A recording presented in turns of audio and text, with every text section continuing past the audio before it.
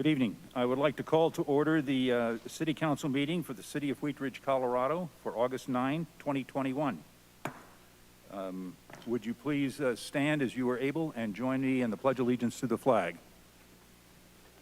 I pledge allegiance to the flag of the United States of America and to the republic for which it stands, one nation, under God, indivisible, with liberty and justice for all.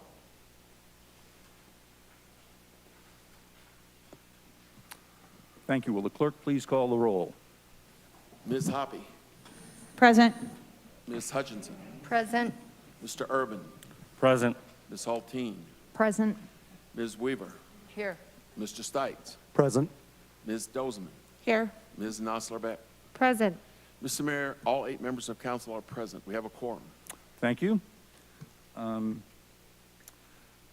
Councilors, before you in your packet, you have the City Council minutes of July 26, 2021. If there are no corrections, we will let the minutes stand as presented. So ordered.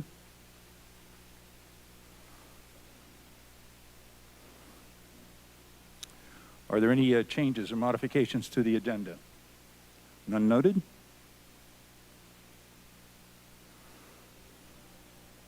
We have no proclamations or ceremonies tonight, but we are going to start our meeting with the public's right to speak.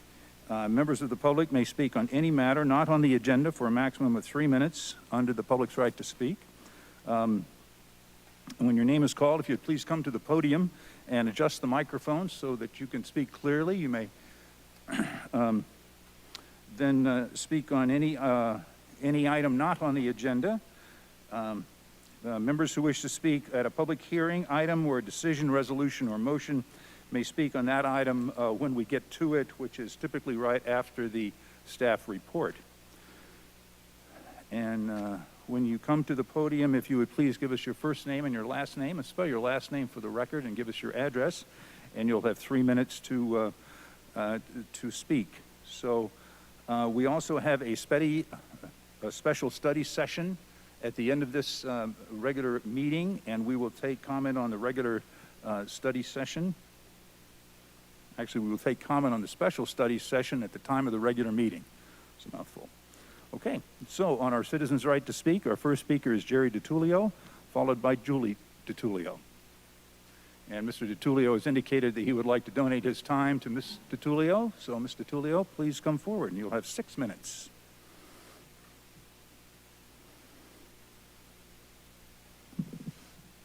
Thank you.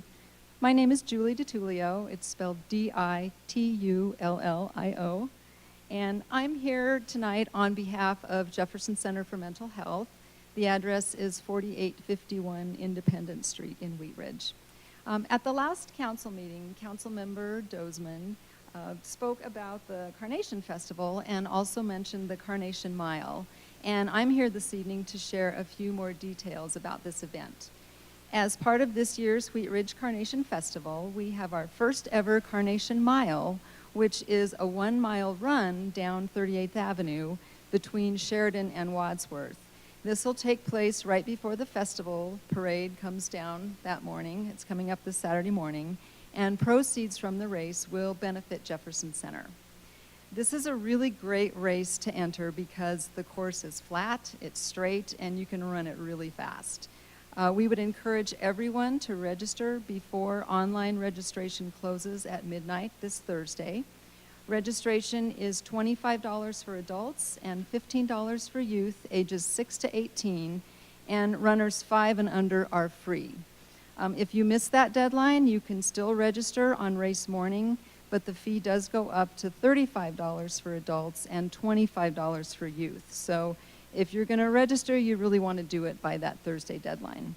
Additionally, anyone who registers the morning of the race will be put in the same wave regardless of your projected finish time, so that particular wave could get a little bit crowded. We also have a couple of family-friendly waves. We've got one for runners with dogs, and your dog must be on a leash. And we also have a wave for runners with strollers, so you can get the whole family involved. And then, of course, after the race, you're welcome to stick around and enjoy the parade. If you need more information or you would like to register, the website is carnationmile.com. So it's carnationmile, all one word, .com. Does anybody have any questions? Ms. Hoppy? Thanks for being here, Mr. Tullio. Can you tell me, do you have sponsorship opportunities? Like, as a city councilor, I could do a sponsorship for the mile? We do, yes. And the sponsorship information is on the website, thecarnationmile.com, or you can talk to me about that as well, and we can arrange that. Awesome, thank you. Thank you very much, Mr. Tullio. All righty, thank you. I assume it's okay if you're also able to wave as the runners go by. All right. Thank you. I don't have anyone else signed up to speak under Citizens' Right to Speak, but if you're here and you'd like to speak, now is your opportunity. Please come forward. Or anybody on the Zoom format raising their hand. We're able to take it in a number of ways, but I don't see anyone. And let me go and see if, do we have anyone signed up for the study session? We don't have anyone signed up to speak on our special study session. So if you would like to speak and are here on our study session, you may do that now. We will not take public comment at the time of that item. So, and I don't see anyone speaking, so we will continue on past our public's right to speak. And that will bring us to our first item. This is item number 1. Mr. Urban, would you please introduce this item? Thank you, Mr. Mayor. Against Bill number 13-2021, ordinance amending Chapter 22 of the Wheat Ridge Code of Laws concerning taxation, in connection therewith approving an agreement with the Colorado Department of Revenue for use of the Department's sales and use tax software system. Thank you. This will be a public hearing. It is an ordinance on second reading. It is not quasi-judicial. I'm going to open the public hearing. And Mr. Goff, do we have a staff presentation on this item? We do. Thank you, Mayor. Allison Scheck, our Administrative Services Director, is here, and she's going to introduce our Finance Manager. Good evening, Mayor and Council. Allison Scheck, Admin Services Director. It's lovely to see you this evening, and we're very excited to be back before you to start advancing one of your council priorities tonight, which is improving our licensing and permitting processes. And I'd like to introduce you all to Mr. Mark Colvin. He is our Finance Manager here at the City of Wheat Ridge, and he has been doing all the heavy lifting with regards to this part of the priority. So I'm going to turn it over to Mark. Thank you.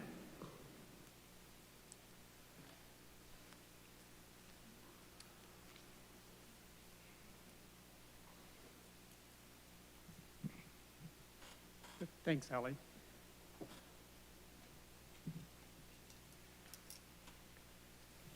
When at a strategic planning retreat earlier this year, City Council identified process improvement among many as a priority for the next 2 years, the timing could not have been better for a process improvement the Finance Division of the Administrative Services Department had been eyeing for several years. Hello again, Honorable Mayor Starker and distinguished City Council. I am Mark Colvin, Finance Manager for the City of Wheat Ridge. I have the following presentation to go along with the current Bill 13-2021.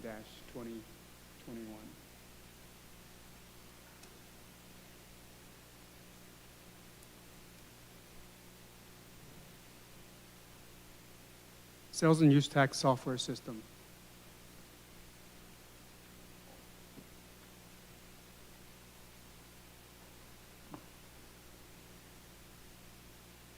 There we go.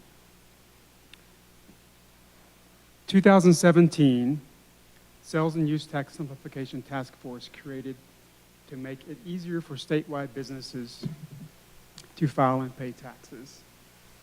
In 2018, in South Dakota versus Wayfair, the U.S. Supreme Court ruled in favor of economic nexus versus physical presence.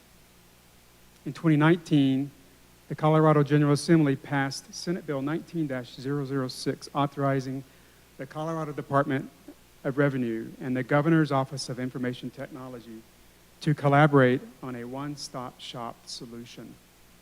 2020, the Sales and Use Tax Software System, quote unquote, SUTS, went live in May 2020, and as of July 2021, 53 of 70 home rule cities were using SUTS. This year, 2021, at a strategic planning retreat in February, this council identified customer service and process improvement, among many things, of the city's licensing and permitting processes as a priority for the next 2 years. 2021, at the May 10 study session, Council provided consensus to move forward with SUTS. The purpose and benefits of SUTS. As a one-stop shop, SUTS facilitates and simplifies the filing and payment of tax returns for any jurisdiction in the state. SUTS will capture previously unreported or underreported sales tax revenue. Increase in licensed businesses as non-resident sellers use the portal. Taxability and exemption matrix for users to enhance the tax jurisdiction and tax computation accuracy. Payments collected by SUTS remitted by ACH to the city within 3 days. Admin support provided by SUTS staff. SUTS charges the city $1 per day for portal access. Necessary changes and impacts prompted by joining SUTS. The City Code of Laws, Chapter 22, Taxation. Updated language to align with state tax code and impact of economic nexus as a result of the Wayfair decision. For example, marketplace facilitators such as eBay, Amazon, Wayfair, and Etsy. Tangible personal property such as streaming services. And then another change that was required is the wording of engaged in business in the city. For example, online sales or mobile app deliveries. Another necessary change or impact prompted by this is that we will have to sign an agreement. The SUTS agreement is required by the Colorado Department of Revenue to participate. Cost for taxpayer, no additional costs are envisioned. Cost for the city, minimal staff time, and of course the $1 per day. We have a testimonial from my colleague at the City of Golden, Jeff Hansen. As one of the 53 home rule cities that have joined SUTS, Jeff Hansen, the Golden Finance Director, noted that we currently have about 110 businesses remitting to us using the SUTS system. Over 85 of them are remote sellers, and over 70 were not previously licensed or remitting to us prior to them using SUTS. That concludes my presentation. Council, Mayor Starker, are there any questions? Before we go to questions from council, I'd like to open it up for questions from the public. Do you know if we have anyone signed up to speak on this item? I don't believe we do, and so in the meantime, I will ask if there's anyone here that hasn't signed up to speak. You may do so at this time and ask our clerk. If there's anyone in the Zoom format with their hand up to speak, we can do that, but we don't have anyone to speak, so we will complete our citizens' right to speak on this item and go to questions from council. Mr. Mayor. Mr. Urban. Thank you, Mr. Mayor. I had a question about the $1 per day. Is that a set fee at $1 per day, or is that a placeholder for an increase later on, or is that come to $365 per year, or why is it $1 a day? It's actually capped, Councilman Urban, at $260 a year. So it's assuming that there's a 5-day business week times the number of weeks in a year. So it's capped at $260. The city deposits that amount of money into the account, and then they just chip away at it each day that you're using SUTS. Does that answer your question? Thank you. Yes, it does. Okay.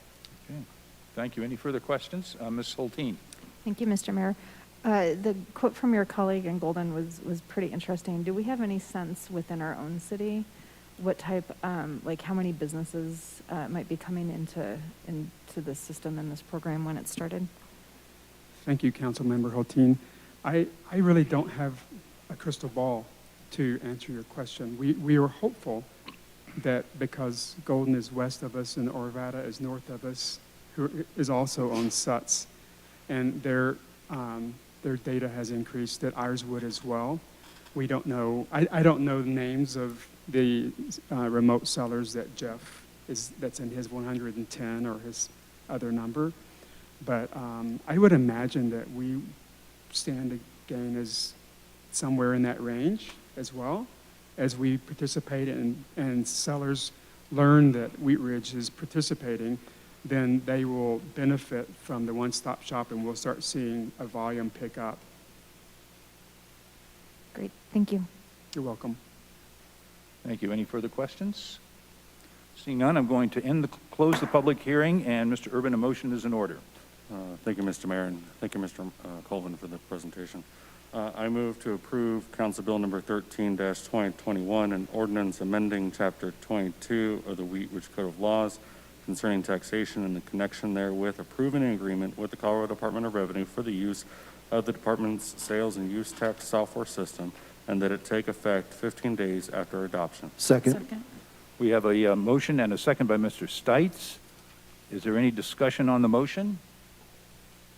Seeing none, will the clerk please poll the council?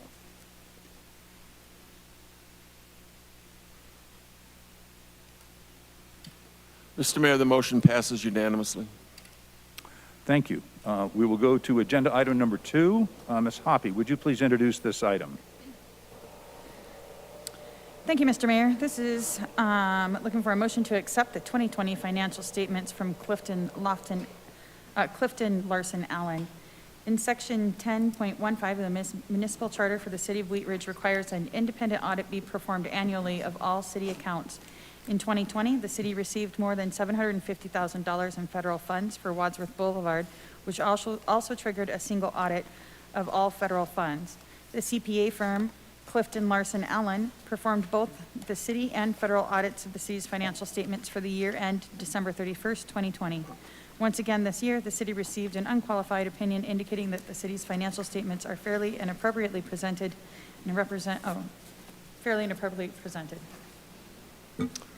Thank you. As Ms. Hoppy indicated, this will be a motion of the council. Mr. Goff, do we have a staff presentation on this item? We do, actually. I believe we have a representative from CLA here this evening, but I'll turn it over to Ali Sheck and Mark Colvin. I'd like to thank Mark Colvin for all of his work. If you haven't got your hard copy yet, you got the electronic version in your packet, but it takes a lot of time and effort to get these out every year. So kudos to Mark for that. Ali? Thank you so much. Thank you, City Manager. Yes, please welcome our incredible auditor, John Paul Le Chevalier, with the coolest name here this evening in Wheat Ridge. And again, I'd just also like to reiterate my thanks to Mark for his work through what was an incredibly tough year last year and the first half of this year and getting this audit complete. So we'll turn it over to John Paul. All right, thank you. So I'll spend just a couple of minutes covering what was included in the financials. I'll have that in an incredibly high level since it's about 65 pages, and I'll try and do that in about 5 minutes or so. We'll see. So if you turn to page 1, and I realize that that's not skipping very far into the document yet, but that has our independent auditor's report. So this is our section of the financial statements. The rest of it is all city information until we get to the single audit, which relates to the federal funds and the required audit over that amount. So as was mentioned, there's an unmodified opinion, or it's informally referred to as a clean audit opinion. So what that means is that after doing all of our audit procedures, we believe that the amounts, the numbers that are included within these financial statements are free from material misstatement. So material meaning that it could be off $1, but it's not going to be off enough that it would impact your decision-making ability based on reviewing these financial statements.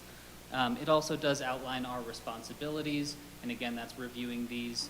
We make sure that the amounts are free from material misstatement, and that's reasonable assurance, so it's not absolute. We didn't look at every single transaction that the city had during the year. But we did use statistical samples. We reviewed the processes, make sure that how the city is conducting its financial operations makes sense, and we would give any type of recommendations, either if they were significant in the report itself or through verbal discussions with the finance department. One thing to keep in mind is that our audit is not intentionally designed to detect fraud. It's a very common misconception. So if we did detect fraud, that would be something that would be reported to you immediately. You wouldn't be waiting till this presentation, but our audit procedures are designed to review the processes and the amounts that are included in here. Reviewing for fraud would be kind of a needle in a haystack situation, so that's not something that is intentionally looked at, but again, if it came up, we would report that to you immediately. So that's kind of our report within here. To keep in mind, this is the 2020 financial statement, so I realize that that's pretty dated at this point, but it does take a long time to get through all of the required processes to close the fiscal year and get everything reviewed and organized.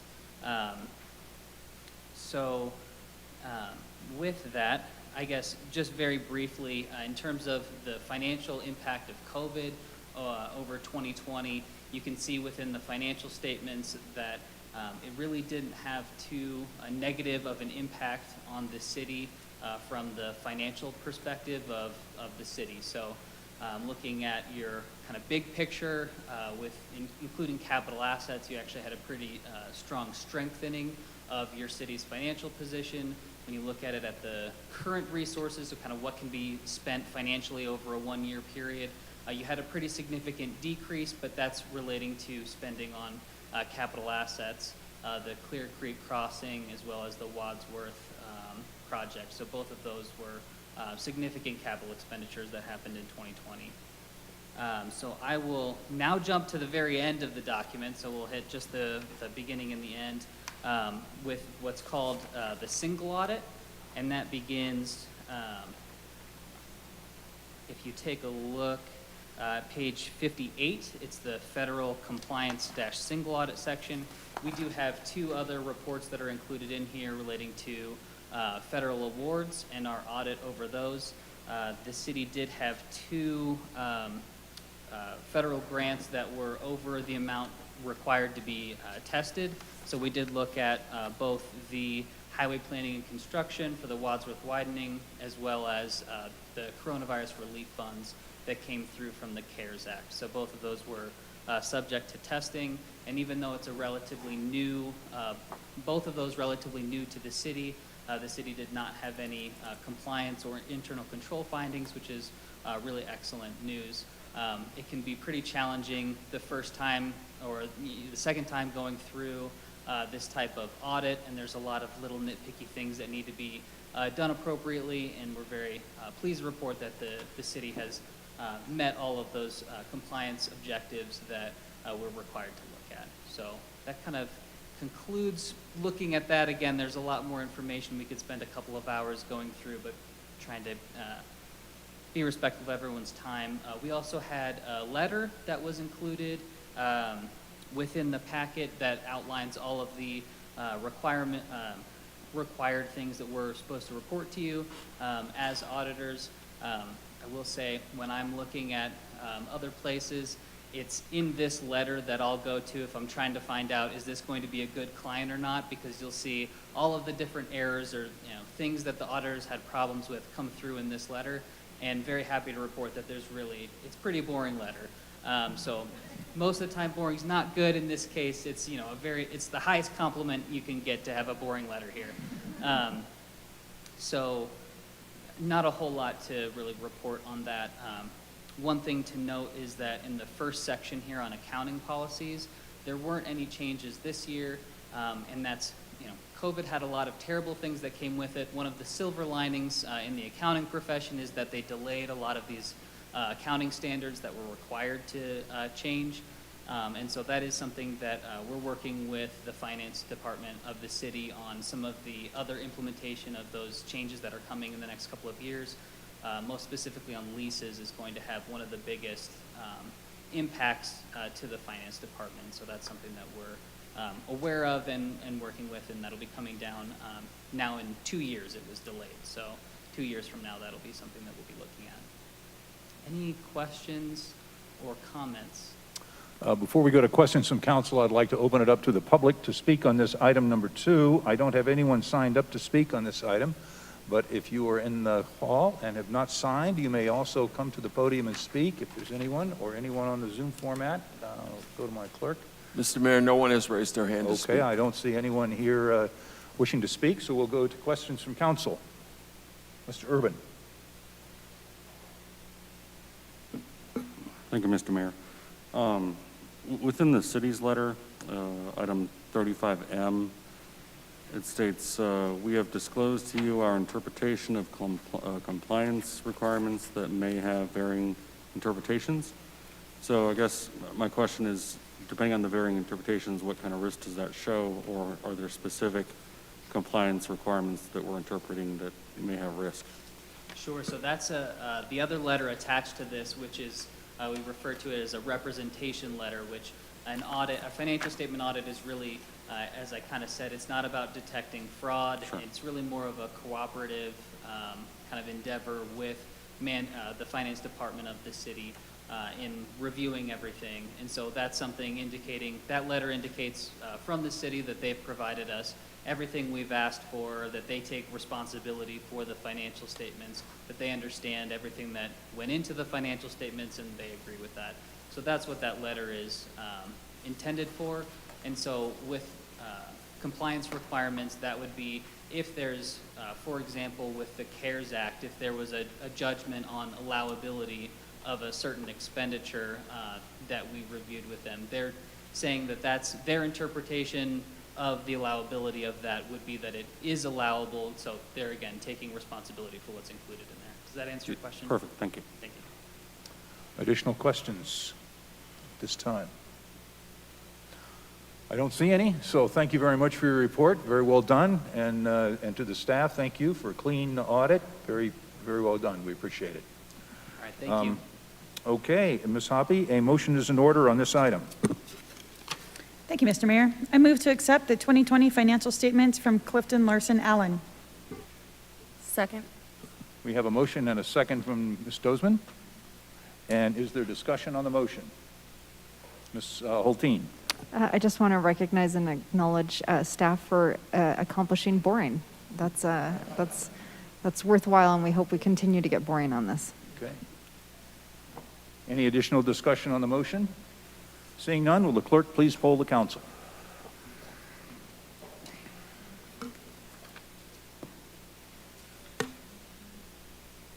Mr. Mayor, the motion passes unanimously. Thank you. We will move to agenda item number 3. Ms. Dozman, would you please introduce this item? Yes, thank you, Mr. Mayor. Resolution number 39-2021, resolution accepting title to real property within the city of Wheat Ridge. At issue, the city has received a commissioner's deed from Jefferson County conveying property within the city boundaries adjacent to Sims Street. The city attorney and staff recommend approval of this resolution accepting title.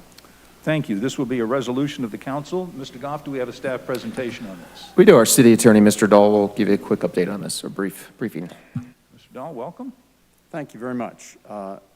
The issue indicated that this is property that Jefferson County holds, and they hold a 1-foot strip and a 24-foot strip adjacent to the 1-foot strip on Sims Street, and they hold that under 2 1955 deeds for those properties. Now, typically, when a city incorporates, as the city did, it just acquires title to all county roads within the city, and that title transfers automatically upon incorporation. But the deeds don't specifically identify this property as for right-of-way purposes. We think that was the purpose, but without complicating things too much, the title ended up, or remained in the county. And so the county has owned these little strips of land adjacent to Sims Street in the city ever since the city was incorporated. If there were to be a request to vacate those properties from the adjacent property owner, the vacation request would have to go to the county. The county's not sure it holds it for right-of-way purposes. More complex than it probably needs to be for 2 small strips of property, but in working with the county attorney's office, we came to the conclusion in Public Works that the easiest thing was to get the county to transfer this property to the city for right-of-way purposes. The city can then determine what to do with the property. It will hold it for right-of-way purposes. It can allow adjacent property owners temporary use as it does for other rights-of-way, or it could vacate in whole or in part. That's a decision for another day, but certainly before the city would have power to do any of that, it needs to be entitled to the property, and that is what this resolution does. The county commissioners have already approved the resolution, so the action of the council tonight is merely to accept the property. When you have a seller, you need the buyer to actually, or the grantee, to say yes. Otherwise, you could transfer property the grantee wouldn't want to have. So their consent is required, and that is your consent. That's all I have. Okay, thank you, Mr. Dahl. Before we go to questions from council, I will open this up to questions from the public. I have no one signed up to speak on this, but if you are here tonight and would like to speak on agenda item number 3, now is your opportunity. And we will see if there's anyone with their hand up in the Zoom format. No, Mr. Mayor. No one there, and I don't see anyone wishing to speak, so we will open this up to questions from council. Okay, I don't see any questions from council, or, excuse me, Ms. Noslerbeck. Thanks. Mr. Dahl, has the county had any issues with neighboring, properties or residents with this property up to this point? Fair question. The dialogue really has been pretty exclusively between the city and adjacent property owners. And when they request, gee, what can we do about this? The city has to say, well, we don't really own this, go to the county. The county points out that it's a strip of land wholly within the city, and they would prefer the city make the decisions about it. So yes, on and off over the years, there has been interest by one adjacent property owner in either using the property or questioning where the right-of-way for Sim Street would go. But the city's not been able to productively answer those questions because it simply wasn't entitled to the property. I do expect that this right-of-way would be helpful for Sim Street if it were ever to be built through and widened for whatever reason. So again, decision for another day, but in order to enable either that decision or interactions with the adjacent property owners to make the conversations that frankly have been a little frustrating for both parties in the past, it's sort of, well, don't talk to us, talk to them, and county sends people back to the city. So if we move title into the city, it means that dialogue, to the extent its desire, can take place. It just removes an extra step, an extra hoop to get through. Sorry? It removes an extra hoop to get through. Yes, it absolutely Move does. And those hoops have been impenetrable, at least from the perspective of all three parties up till now. Okay, thank you. Are there additional questions from council? Seeing none, Ms. Dozman, may we have a motion on this item? I move to approve resolution number 39-2021, a resolution accepting title to real property within the city of Wheat Ridge. Second. There was a motion and a second by Mr. Stites. Is there discussion on the motion? Seeing none, will the clerk please poll the council? Mr. Mayor, the motion passes unanimously. Thank you. We will move to agenda item number 4. Mr. Stites, would you introduce this item? Thank you, Mr. Mayor. Resolution 40-2021, a resolution authorizing the appropriate city officials to execute an intergovernmental agreement by and between the County of Jefferson, State of Colorado, and the City of Wheat Ridge, Colorado regarding the administration of their respective duties concerning the conduct of the coordinated election to be held on November 2nd, 2021. At issue, the City of Wheat Ridge will participate in a coordinated election on November 2nd, 2021. The attached resolution and intergovernmental agreement must be executed and forwarded to Jefferson County by Tuesday, August 24th. The documents refer to administration of their respective duties concerning the conduct of the coordinated election. The duties of the county clerk include, but are not limited to, ballot preparation, voter lists, staff selection, and training, providing election supplies, counting the ballots, and certification of results. The duties of the City of Wheat Ridge include, but are not limited to, call and notice and ballot preparation. The city clerk shall act as the City of Wheat Ridge's election officer and designated election official. He shall act as the primary liaison between the City of Wheat Ridge and the contact officer for the county clerk and recorder. Thank you. This will be a resolution of the council. Mr. Goff, do we have a staff presentation on this item? Only if our honorable city clerk has anything else to add. This is a pro forma exercise we go through every 2 years There's nothing new this year. There's nothing changed about it. Thank you. I'd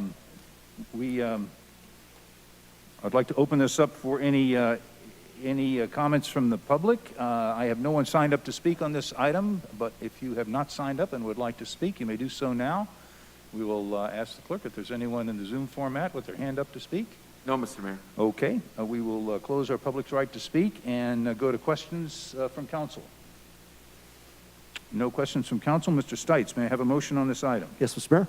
I move to approve Resolution 40-2021, a resolution authorizing the intergovernmental agreement with the County of Jefferson regarding the administration of the respective duties concerning the conduct of the coordinated election to be held on November 2nd, 2021. Second.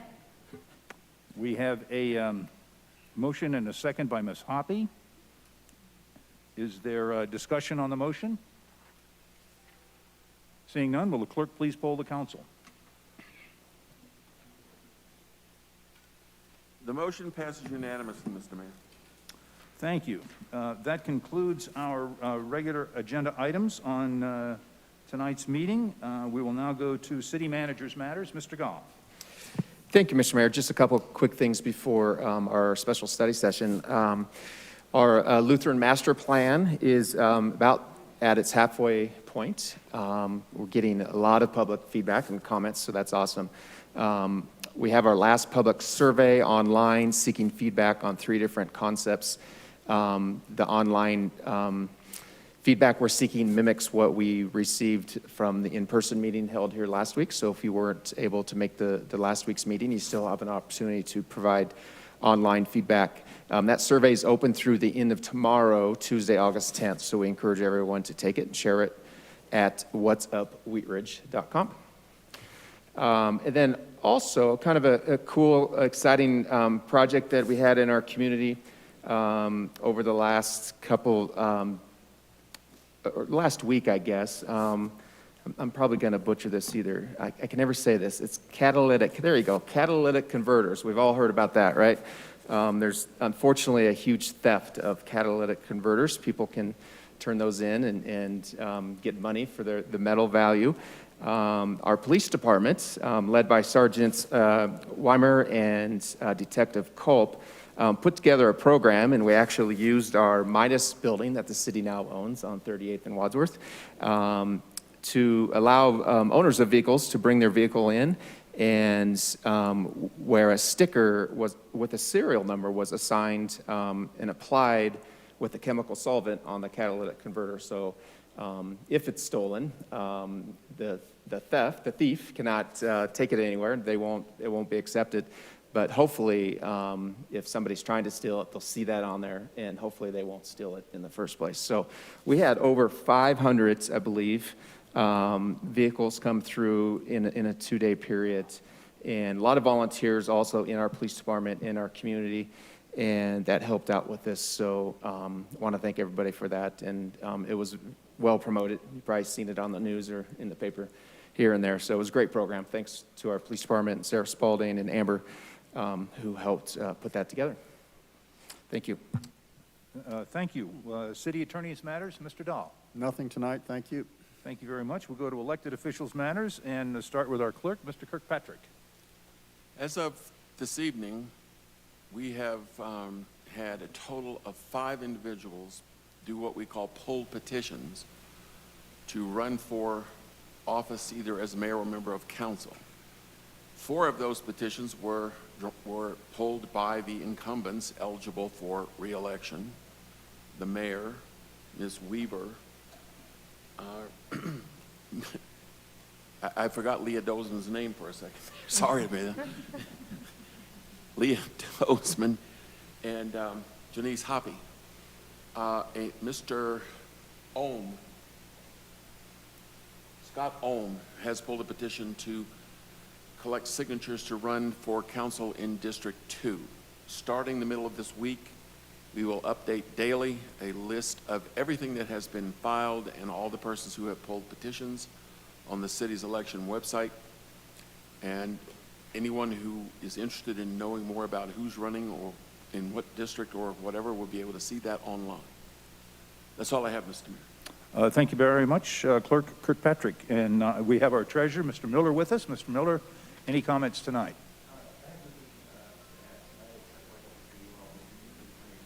Okay, thank you so much. We will go now to our counselors. Start with Ms. Nosler-Beck. Nothing this evening except for see you in District 4 at Anderson Park for the Carnation Festival. Thank you. Ms. Hutchinson. Nothing tonight except see you at the parade. Thank you. Ms. Dozeman. Thank you, Mr. Mayor. I'd just like to thank the community and the city of Wheat Ridge for hosting the Carnation Festival this year. Last year was a really tough year, and we were sad not to be able to have it, so we're really hoping to see all of our friends and neighbors come out this weekend. The event kicks off Friday evening at 4 p.m. There's going to be live music, fireworks both Friday and Saturday, the Wheat Ridge Grange pancake breakfast at 7 a.m. on Saturday morning, the Carnation Mile right before the parade, and the parade kicks off at 9:30. And then, you know, of course, there's going to be beer and carnival rides, so we hope everybody comes out and has a good time. Thank you. Thank you. Mr. Urban. Thank you, Mr. Mayor. I look forward to seeing everybody out at the festivities this week. And just looking at the awards for first, second, and third place for the Carnation Mile is 75, 50, and 25 respectively. But then it says the Masters division is anybody over 40, and that just kind of stings a little bit. So anyway, I'll see you out there. Maybe they'll have grandmasters. Ms. Hulteen. Thank you, Mr. Mayor. Like everyone else, I am cagey with excitement for the Carnation Festival. I'm already exhausted thinking about making it to Sunday morning. So I have a couple of other things. First, I really want to thank the clerk's office for all of his efforts around the local election this year. The communication and the materials are really helpful, and just want to thank you and your office for that great effort. I also just want to make a comment that I attended the Lutheran community meeting last week, and it was really exciting to look at 3 different options that have really been informed by our community's vision of what can happen on that site. And we're incredibly fortunate that SCL wanted to partner with the city to do this planning process. We could have very easily been in a situation where this process could have been a master developer who isn't a longtime, member of our community and who really understands who we are. So it was neat to see that this is just a continuation of Wheat Ridge becoming more Wheat Ridge. But what I really want to make a comment about is I was just disheartened by some of the uncivic and uncivil behavior that I witnessed and overheard. And I just think it's really important that we treat our staff and our consultants with respect. Decisions that council has made, fair game, come talk to us and let us know if the direction that we've asked staff to take is not in alignment with what you think, the direction of the city should be. But, our staff works hard, and we hire the best consultants to do this work on behalf of our city. And I just ask that our community treat our staff and our consultants with respect. I think I'm embarrassed sometimes when I see how staff and consultants are treated. And I'm just asking our city to, it's okay to have differing opinions. It's okay to not be happy with the way things are going. But please direct your comments to the right people. And make us proud to be a city, and just realize sometimes things aren't going to be the way you like them to be. But we're still human, and we should treat each other that way. So thank you. Thank you. Ms. Weaver. Thank you, Councilor Hulteen and Mr. Mayor. I am so excited for the Carnation Festival. I'm excited for the parade. And if you don't feel like running, I think you should join Councilor Urban by baking a pie for the pie contest. That judging's going to happen mid-afternoon, after the chili cook-off and before the KISS lookalike band, and after the awards. So it's such an exciting Saturday. I hope everybody comes out, and if you don't feel like coming out, come and enter a pie, and you only have to be there for 45 minutes. And you could go home with some great prizes. So Looking Very good. forward to it. Thank you. Thank you. Mr. Stites? Thank you, Mr. Mayor. How do I become a judge in the pie eating contest? Yes, I would. Talk to me about that. Nothing tonight, Mr. Mayor, thank you. Other than can't wait for the Carnation Festival. And, as long as you're out shopping and doing all that in Wheat Ridge, make sure you can buy it in Wheat Ridge and nowhere else. Thank you. Thank you very much. Mayor Pro Tem Hoppy. Oh, thank you, Mr. Mayor. I just wanted to ask, I'm going to sponsor the Carnation Mile through some of my outreach funds, and I don't know if any of the other counselors want to join me in that, but if you do, just let me know, and I'll get that organized after. Thanks. Thank you so much. That almost concludes our meeting. I want to thank you all for being here. We have a birthday. Miss Weaver is another year older today, so we will wish you a happy birthday. I had an opportunity to meet with other Jefferson County, or actually metro mayors throughout the metropolitan area with our regional and governmental health officials this morning. Unfortunately, the numbers on the pandemic and are going in the wrong way. And so I would like to ask all of our citizens to take care of one another. Please maintain your social distancing, wear a mask, wash your hands, and get vaccinated. So we will have our study session starting in about 5 minutes after we conclude, and that will adjourn our meeting right now. Thank you.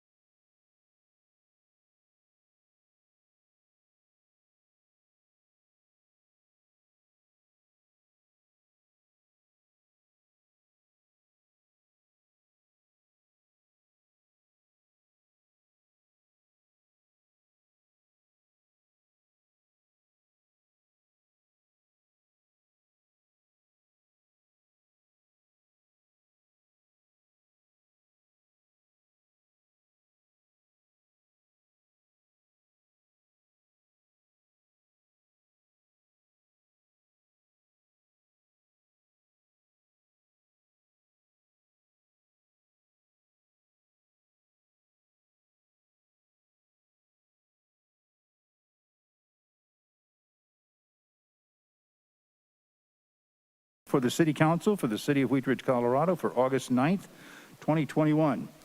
We have, let's see, two items. We have number one, outdoor recreation equipment on private property. Item number two is tenant notice in the zoning code. We have taken public comment that was available at the beginning of the meeting, so we're ready to begin. With agenda item number one. Mr. Goff, you have a staff presentation on this item. We do. On both of these items, Ms. Mikulak, our planning manager, is here this evening, and I believe we have Ken Johnstone, our community development director, on Zoom. And I'll turn it over to Lauren. Thank you. Yes, good evening. So I'm here tonight as a follow-up to our June 7th discussion of outdoor recreational equipment. And you'll recall that in June, we talked about how the zoning code doesn't really talk very explicitly about recreational equipment. And so we had shared the policy that we'd been using up till now to interpret the code. And it was a good discussion, and you had a really clear consensus. My notes said that what we wanted to do was go ahead and amend the zoning code to regulate recreational equipment on residential properties. We wanted to distinguish between temporary and permanent features, utilize the accessory structure standards as a guideline, and then write the code to make sure we can amortize equipment that doesn't apply. So the memo that we provided to you tonight presents a draft ordinance that we think achieves those goals. So we've added a definition, and then we've added several standards, and I'll summarize those just quickly here. So anything 120 square feet or less would not be subject to the zoning code, and that's a threshold that we already utilize in the building code. So for example, sheds under 120 square feet don't need a permit, playhouses similar. Anything that's temporary would not be subject to the zoning code, and then this new set of rules that we've created is for recreational equipment larger than 120 square feet and more or less permanent, just a set of simple standards. So maximum size proposed to be 400 square feet, maximum height proposed to be 12 feet, minimum side and rear setbacks proposed to be 5 feet, and then the front setback would comply with the underlying zoning. To inform those standards, we looked at a few examples, the few examples that we have at other communities, and then also just the sizes of different types of sort of typical equipment. We included those for your reference as well in the memo. If you do want to proceed with a code amendment, next steps would be a hearing at the Planning Commission and a first and second reading at Council. And so for tonight, we'd just like to confirm that this approach meets your policy intent, and then specifically, we'd welcome your feedback on the compliance deadlines that are sort of left blank in that draft ordinance that's in the memo. That's all I have for introductory comments. Okay, thank you. Questions for Ms. Mikulak? Ms. Hulteen. Thank you, Mr. Mayor. Thank you, Lauren. I do have a couple questions. First of all, on the 400 square feet, how is that measured? So like I'm thinking about one of the images showed like a play structure that was kind of like T-shaped. And so if you measured the rectangle that it's within, is that the 400 square feet, or is it the actual 400 square feet of the ground that the piece of equipment occupies? Yeah, that's a good question. We were on Costco and Playworks websites looking at dimensional standards of a variety of play sets, and the 400 would be like the conservative rectangle approach. So it would definitely accommodate the majority of play sets, but we didn't do like the straight line along the tightest possible footprint. Okay. And then my second question, I guess before kicking off just the amortization schedule conversation itself, how would something like that be enforced?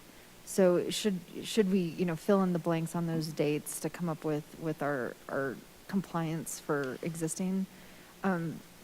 What would that look like for enforcement? Would it be because people report it to the city? I mean, how do we go about enforcing that? Because it's people's backyards and.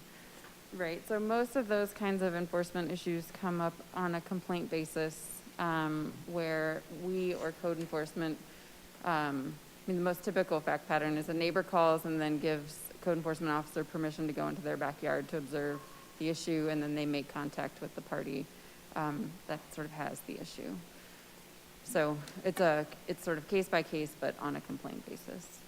Okay, great, thank you. Yep. Additional questions, Ms. Weaver? Thank you for the presentation. I just had a couple questions similar to Counselor Hulteen's.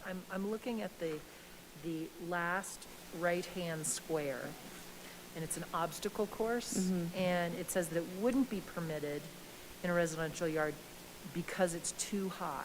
Yep. So how high is that thing, and how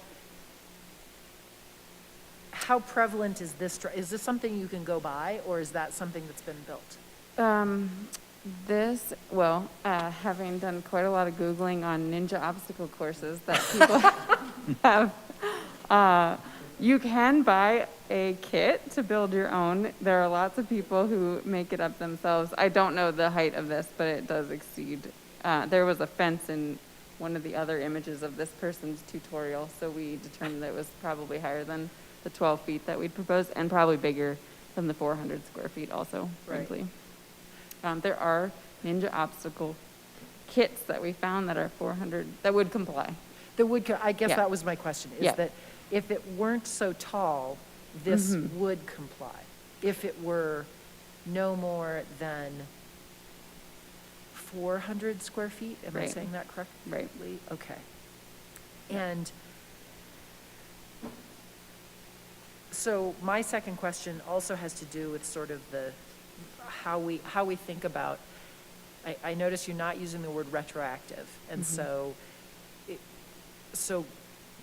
if we create these rules and then how much time I'm just curious, how much time do you think we should be giving people when we know that there are some structures out there that are currently being complained about?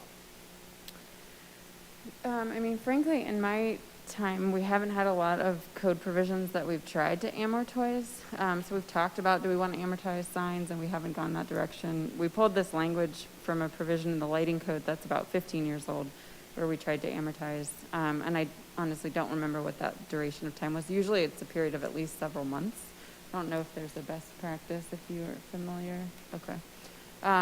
We're thinking about short-term rentals recently. We gave, I think, maybe 3 months for folks to license, right? May 1st to August 1st. So we have options. I mean, you know the approach our code enforcement officers try to take is to give people sort of warning and opportunity to comply. Sure. So we're not trying to be,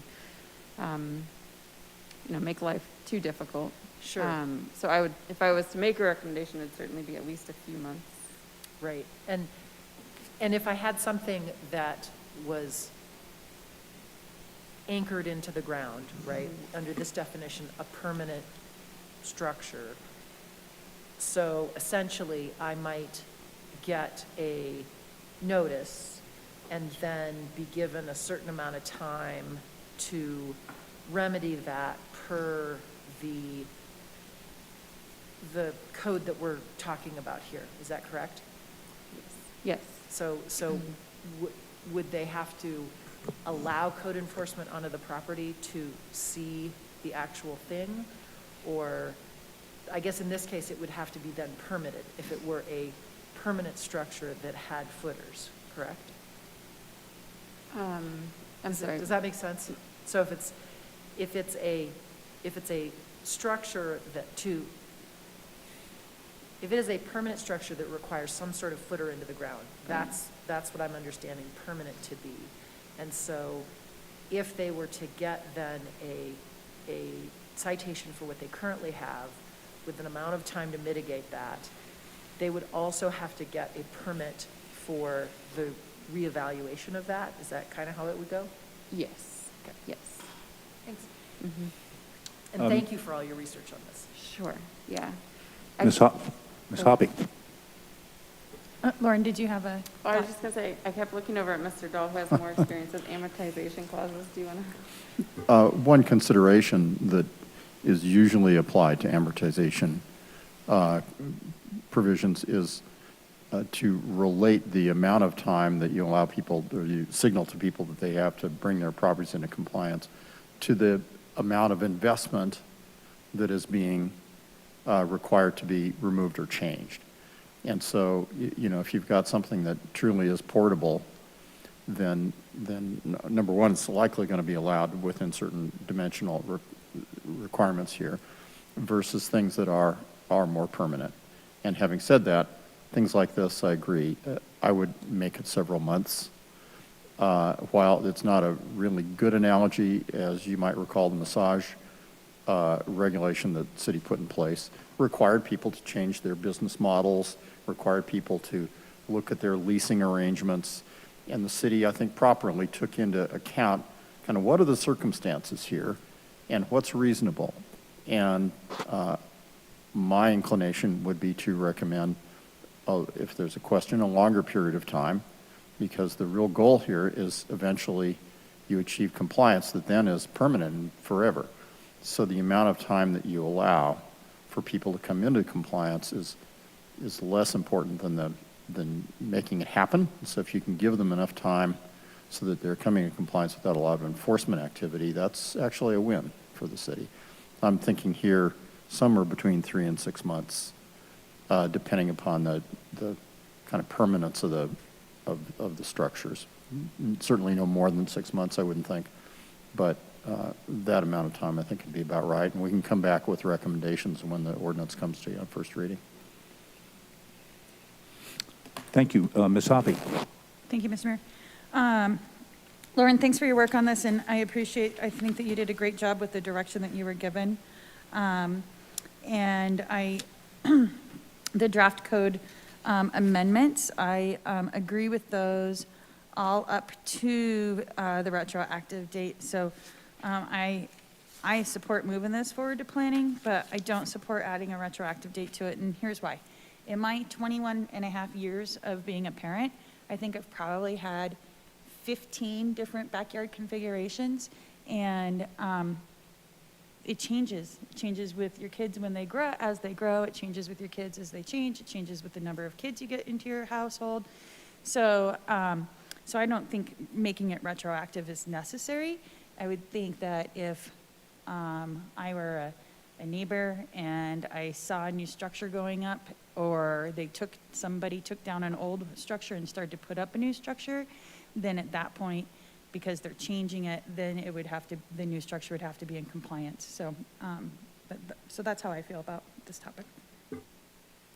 Additional discussion. Ms. Weaver?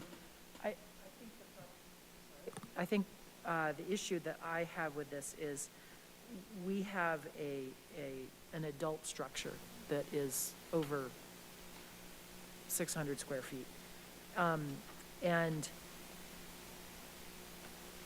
And so I'm going to ask a couple more questions. So the 400 square feet, is that flat surface or is that total surface? It's footprint. That's footprint, okay. And what about, I know we have noise ordinance for pools or for anything outside past certain, skate parks have a certain noise to them, and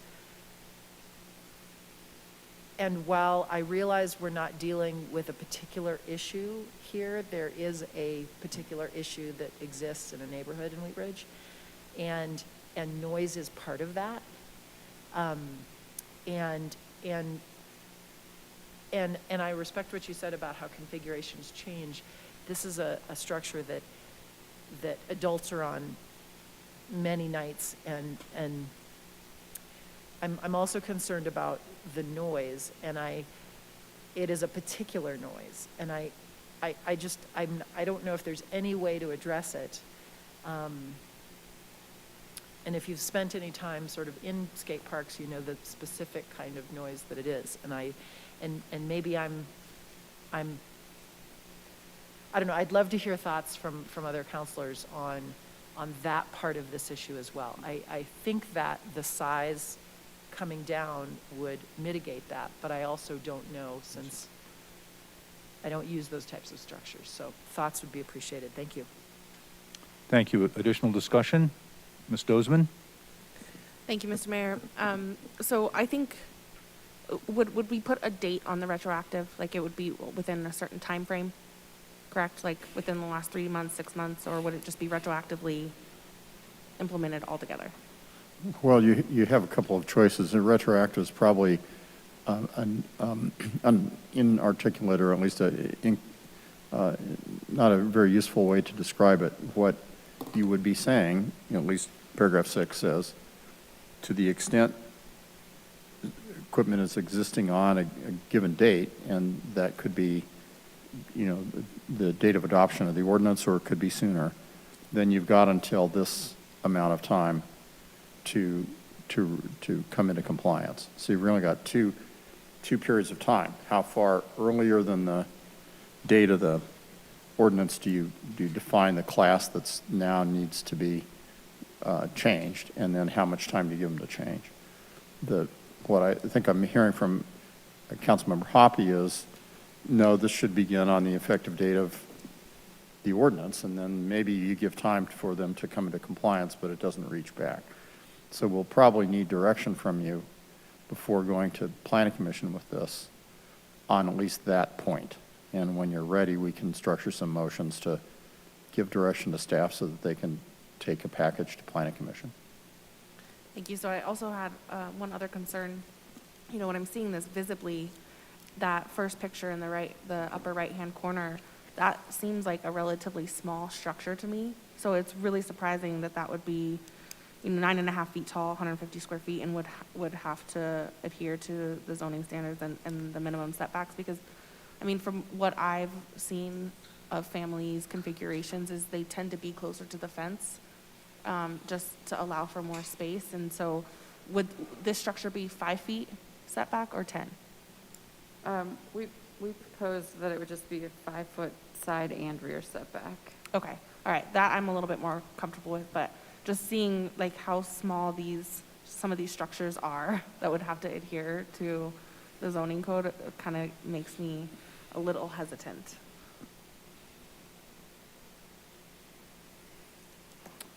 Mr. Urban. Thank you, Mr. Mayor. To the point about the 9.5-foot tall play structure, there's one of those in my neighborhood located in the front yard, and the slide is directed towards the street. So, safety first, or somewhere close to that.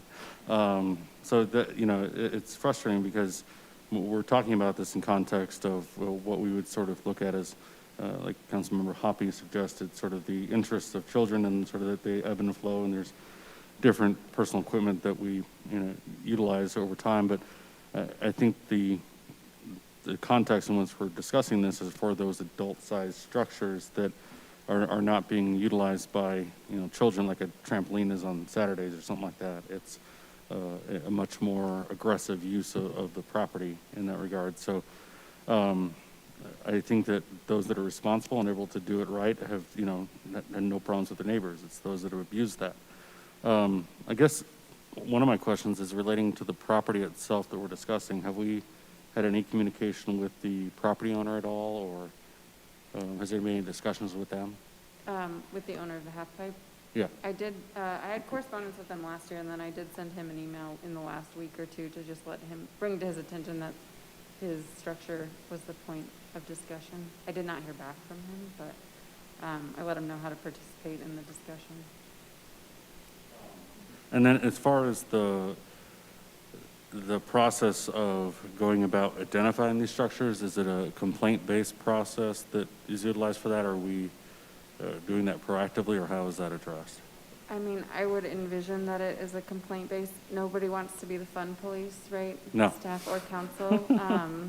And so my impression from our conversation last time was that, there's a gut check moment when too big is too big. And because we can't see into a lot of these yards, and some of these things that may trigger this are in fact innocuous, I imagine it would just be on a complaint basis. The other thing we can also do is make sure that it's something that could be subject to a variance, because we're not conceiving of all possible reasonable types of equipment. So we have some flexibility there too. Okay, thank you. Ms. Hulteen? Thank you, Mr. Mayor. I have a couple more questions. I know that the definition of temporary or permanent is kind of subjected to, I believe, Ken's discretion. Is that correct, that you would be looking at that? Because I feel like from the examples, it made me realize that there is kind of a gray zone between what's permanent and what's considered temporary. Like just looking at the trampoline that's pictured here, I have helped put those together. It might be easier to build the ninja wall. So I'm just sort of curious, what type of criteria would be considered when trying to thread that needle between temporary and permanent to see if something complies in this. And then I do have 2 other questions. So I'll speak for Ken's determination, but we did put 4 considerations in, so size, portability, deconstructibility, and the presence of utilities in terms of determining when something's permanent or not. There is also a process in the code where if somebody doesn't like that determination, they can appeal it to the Board of Adjustment. They hear appeals from any code interpretation. It's infrequent, but it does happen on occasion. Okay. And then my second question is regarding pools.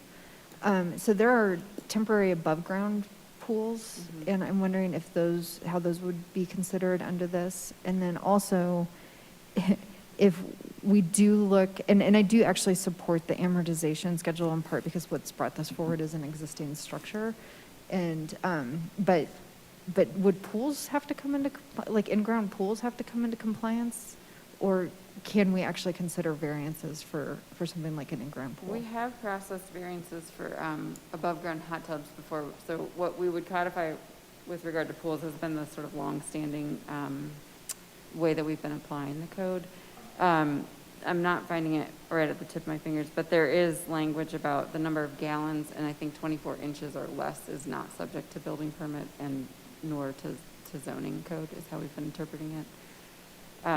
But in terms of the amortization, we could probably either include or exclude those because those are definitely a separate category from the Okay. recreational equipment. Okay, and then what about in-ground pools in terms of if we go with an amortization on this? I'm sorry, what was the question? In-ground? Like in-ground pools, would they have to come into compliance if they're not? You could write it so that they didn't. I mean, historically, we have applied setbacks to pools Okay. separately. So the way that we've done, let me see, the size of the pool or hot tub shall dictate whether it's subject to major or minor setback requirements. So any new pool in the last 20 years is probably going to meet the setbacks because Okay. we've already been applying them. And then anything exceeding the minor accessory size, any pool exceeding the minor accessory size is subject to the major accessory structure setback. So that language, that paragraph 1 on page 2, we've been using that policy guide language for probably a couple of decades. So I'd Okay. be surprised if we find an in-ground pool that doesn't meet that already. Okay. Well, those were my 2 questions. I guess as I just mentioned briefly, I do support the amortization schedule on this, in part because this is in front of us for a specific issue. And I believe, when we had the first discussion that led to what I think is a pretty thoughtfully constructed policy recommendation here, we were really looking at how do we find the balance between the quality of life in our backyards. And we want, nobody wants to be the fun police, but we also want people to feel like they can enjoy their properties. And it's not entirely quiet in Wheat Ridge, but so I'm, given that what we're talking about is enforcement because there's a problem, it's probably not going to impact too many people who already have play structures in their backyard, but if they have a problematic one that already exists, I think it's fair for us to be able to address that. So, and I would also support a variance process so that if we have something that isn't in compliance, that isn't necessarily creating a quality of life, that there's a fair process for that to be evaluated. So, and with that, I guess for amortization schedule, as a former real estate agent, I keep thinking we're talking about taking out a mortgage on someone's backyard, but I think 3 months for not as substantial of a structure and 6 months for something more substantial. And then that kind of would go along with the variance schedule also. So that's what I would support. Thank you. Additional discussion, Ms. Hobby? Thank you, Mr. Mayor. I just, it seems very difficult for me to be able to to make new rules because of a single property. And we've only had one complaint on one property, and so it's very hard for me to say, and now everybody has to come into compliance with this. All y'all, somebody messed up, now all y'all got to do it. So for me, I won't support a retroactive come into compliance piece of this. I do support doing this and moving forward, because I also understand that sometimes we just don't know what we don't know. And so, I get that we need to try to find something moving forward that's good, but I don't want to necessarily make it retroactive. Additional discussion on this item? Mr. Stites? Just to make it simple, I'll go with Ms. Hulteen on this one, and I agree that the 3 to 6 months based on the permanence and the expense and all that. I'll second what Ms. Hulteen went with. Ms. Weaver? Can I ask for a consensus You may. on what Ms. Hulteen? Unless we have any further discussion, Mr. Mayor, yes. if I could help to clarify on this timeframe issue that has been raised both by Councilmember Hoppe and Councilmember Dozman. Honestly, if you have an earlier date, that isn't really much different than saying all structures that are within the scope of this ordinance, commencing on the day the ordinance becomes effective, have to come into compliance by a certain date. So I would say, for ease of administration and simplicity, that you don't really need a reach back date. You just need to say what your going forward date is, because I assume you don't want to create just a one category of structures that have been in place for a couple months, and those are the only ones we're going to, these rules will continue and should, be observed going forward. That was certainly the case with massage. We didn't look back. We said, as of this date, here are the new rules. Here's how long you have to comply with them. And I must say that for enforcement purposes, that will be much easier. And I would recommend, I had a short conversation with Lauren here to confirm that there wasn't a specific need to create this kind of odd category that you got to figure out who's in it and how do you figure that out, and it's very difficult. So I would recommend, before you do a consensus, that for number 6, it's just a 3 or 6 month date, which I'm here happening, going forward from the effective date of the ordinance. And whatever structures are in place that are encompassed within the scope of the ordinance will be subject to it and have those timeframes available. Thank you, Mr. Dahl. Ms. Weaver? Thank you, Mr. Dahl. So I am asking for consensus around the ordinance as staff has written it, with an amortization going forward from a start date of 3 or 6 months, such as Councilor Hulteen mentioned. Do you want a separate, and with a variance process?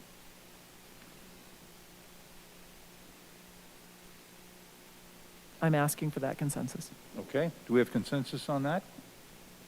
Looks like we do. Does that, Lauren, does that answer kind of where we need to be in order to get a ordinance drafted? Yes, thank Okay. you. We'll prepare this for one of the upcoming planning commission meetings and then have it calendared for council as well. Okay. Thank you very much. We will go to our agenda item number 2.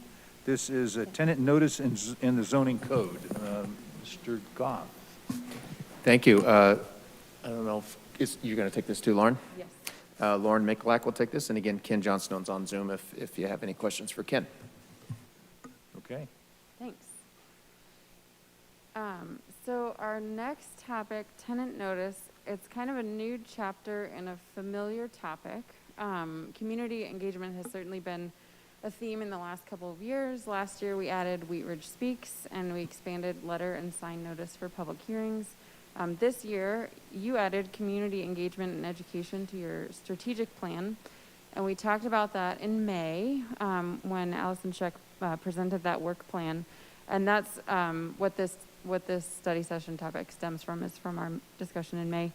So to start, what we did was identify the places in the zoning code where Chapter 26 distinguishes between owners and tenants. And those distinctions really fall into three different buckets: development rights, objection rights, and what we're calling sort of right to information. And our focus tonight is really on that third bucket, so who gets informed of certain development-related actions. And we were surprised to find so many. There's 6 different code sections and actions that have associated letter notice. And historically, in Wheat Ridge and elsewhere, most letter notice has sort of traditionally gone to the property owner. And that's definitely something that's starting to change. You can see that shift visualized in the table that we put there in pages 2 and 3 as we look at other communities. The shaded boxes in that table represents a letter notice that goes to tenants as well as to owners. About half of communities include tenants and half omit them. That's a little bit up from when we last did a survey of communities about a year and a half ago. We think that shift is partly related to the availability of data and mapping technology, which just makes it a lot easier to access that information than it was maybe 10 or 20 years ago. And certainly part of that shift reflects our current era where there's a higher value maybe on information and transparency than there had been, in past decades. If you were to expand letter notice to tenants, we think it's really well aligned with the goals that are outlined in the city's comprehensive plan and certainly with your strategic plan.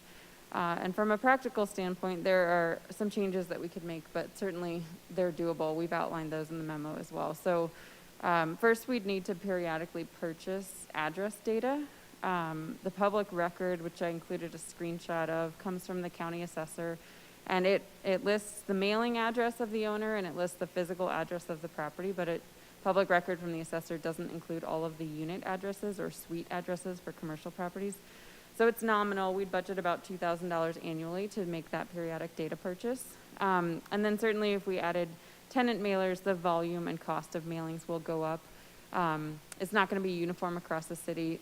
It'll be a smaller increase in some areas and a more substantial increase where there's a concentration of multi-tenant buildings. We can absorb that increase in mailing costs in a couple of ways. We charge a flat fee right now to land use applicants. We can either increase that flat fee or modify our fee based on the volume of letters that would have to be mailed. The second attachment in the memo just gives you a quick visual sense of the distribution of multi-tenant buildings that we have, residential buildings that we have in the city. So multi-unit structures make up about 1/3 of our housing stock in Wheat Ridge, and we know that about half of all housing units are renter occupied. That data and visualization is not quite as easy to do from a commercial standpoint, but when we talk about tenant notice, we are talking about residential and commercial. The data set that we'd be purchasing has it all lumped together, so we can't buy just residential or just commercial. It'd be for both.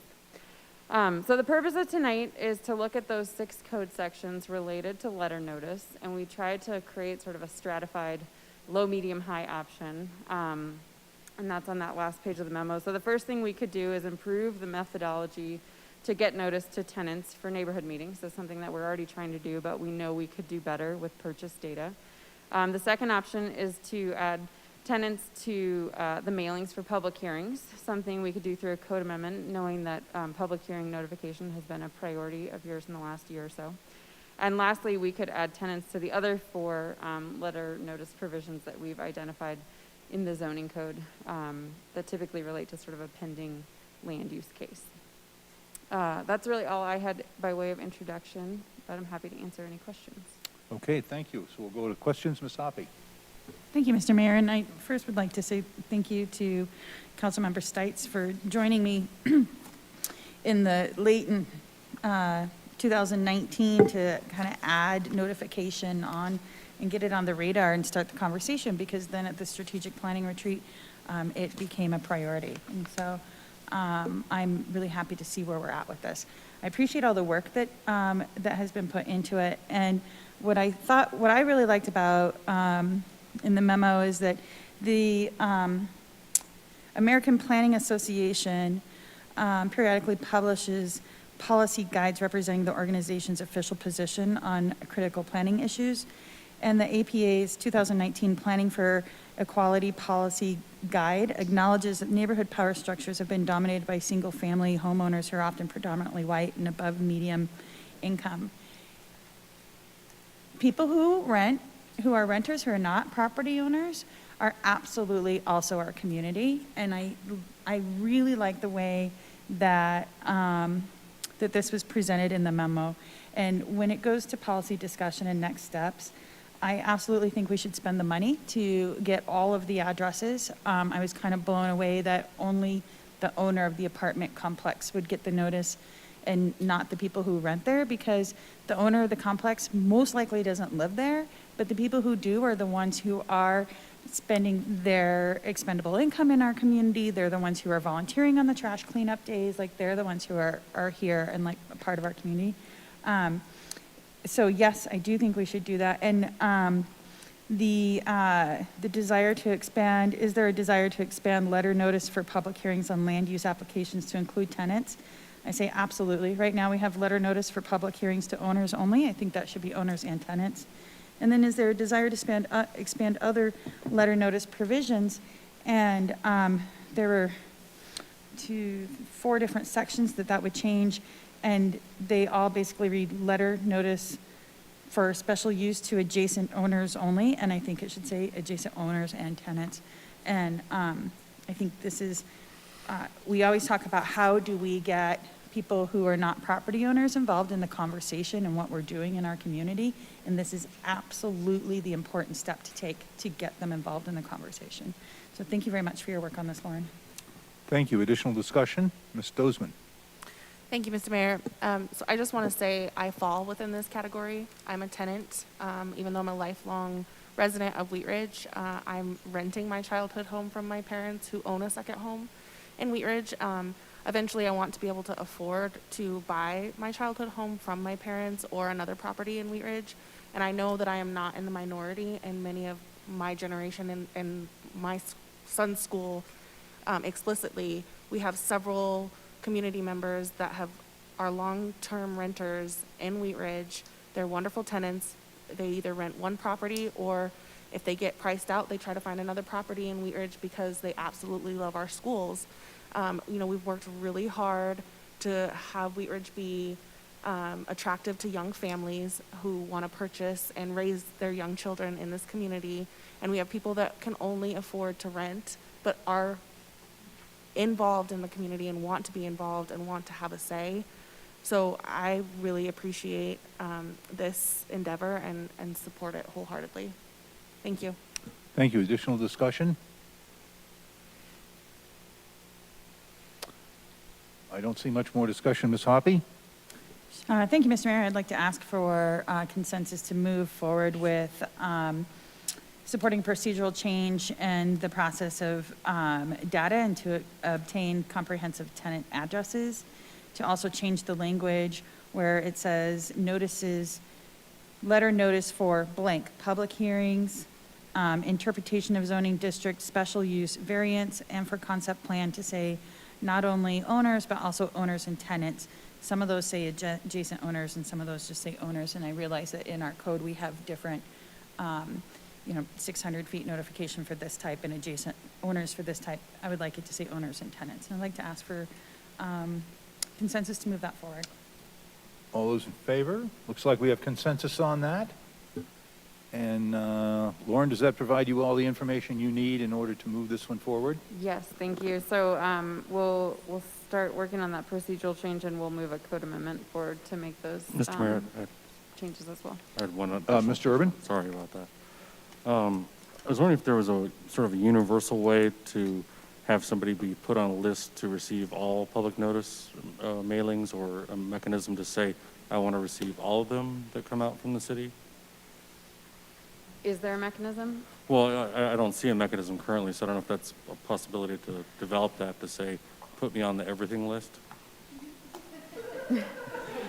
Not for land use type cases, notices, but you can register online for agendas and meeting notices and different things like that, but not for land use, correct? Right, and that's something for land use, if you could receive all land use notification. we sort, as Ken likes to say, we sort of live and breathe by the code, no more, no less, which is why, we update the data that we have every quarter in terms of mailing addresses, and we utilize that, and then we use those 300, well, it used to be 300, now 600-foot radiuses, sort of with fidelity. So we don't have, we wouldn't have an additional mailing list beyond what the codified radius is, but yeah, to Patrick's point, we try to make the information on public hearings available, and that's also why we've talked about where we have the newspaper and sign notice as well, so to allow other people to become That makes sense. aware of a case that's going through. Yeah. Thank you. Thank you. Okay, that completes item number 2. 3, staff reports. Mr. Goff. Nothing else this evening. Thank you, Mayor. Okay, thank you. And we're at elected officials' reports. Any elected officials have a report from the study session? Okay, we have concluded our business for the study session. Hope to see everybody at the Carnation Festival and the parade. We're looking forward to it. So thank you for joining us. We will adjourn this meeting.